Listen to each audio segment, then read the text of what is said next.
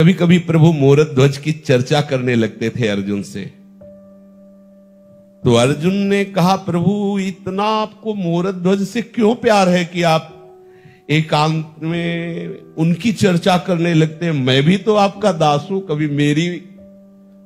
तो प्रभु ने कहा, आप तो सानिध्य में हो ही, पर अर्जुन तुम्हारे जैसे लाखों भक्त भी जोड़ दिए जाए तो मोरद ध्वज की समानता नहीं हो सकती। अर्जुन को लगा कि श्री कृष्ण के सिवा हमारा कोई है नहीं, तो हमारे समर्पण में कमी क्या है? जब से हम प्रकट हुए तब से इन्हीं का मुख देखा है, क्योंकि माता कुंती के दर्शन देने और दर्शन करने प्रायः प्रभु आया ही करते थे। प्रभु ने कहा, चलो हम तुम्हें दर्शन कराते हैं मोरद ध्वज की निष्ठा का, समर्पण का। अर्जुन, युद्ध में प्रशंसनीय मृत्यु को प्राप्त हुए अभिमन्यु में तुम इतनी ममता, इतना शोक कि मेरे समझाने पर भी तुम विकल थे, जबकि मेरा भी है, अभिमन्यु तो मेरा भी है।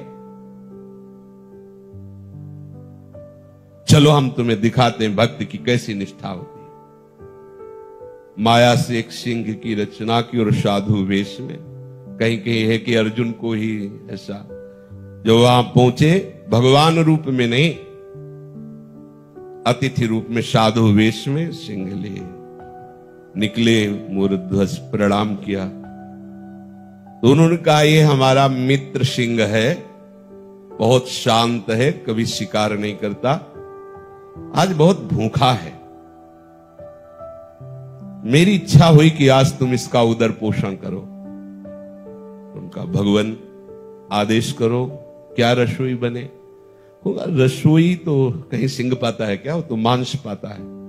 भगवान, आपके लिए हम कसाई वाड़े जा सकते हैं और वहां से मांस ला करके। नहीं, जाने की जरूरत नहीं, घर में मांस है ना। प्रभु, नहीं, यहां तो वैष्णव है, घर में तो कभी ऐसा नहीं। वो जो तुम्हारा पुत्र है ना, दोनों पति पत्नी मिलकर आरे से चीरो और उसका मांस शेर को पवा दो, हो गया। भगवान रूप में बोलते और दिखाई देते भगवान, फिर ऐसी निष्ठा होती तो भी प्रशंसनीय ही है, पर अत्यंत प्रशंसनीय कि भगवान ने संत रूप धारण किया, भक्त रूप धारण। उनका, भगवान जैसी आपकी आज्ञा। बोले, सामने हमारे ऐसा करो, कटवा दिया, आंसू नहीं निकलने चाहिए। बोले, आंसू क्यों प्रभु, आपकी वस्तु है। संत और भगवंत को सर्वस्व समर्पित है। वो तो बाहरी लीला थी, आवाज दी, दूसरा मोरद ध्वज ऐसे ही भागता, उनका बेटा भागता, वो तो कर तुम अकर तुम मन्यता कर तुम सर्वसमर्थ अपने स्वरूप में प्रकट हो गए। जब तक इस शरीर में ममता है, जब तक अहंकार है, आप में कुछ करने की, आपने कुछ किया है, आप कुछ करेंगे, ऐसी धारणा है, तब तक दिव्य राज्य में प्रवेश नहीं होता। ऐसे हो जाओ, अपने अहम को प्रभु के चरणों में समर्पित कर दो, और वो समर्पण होता है भक्त समर्पण से।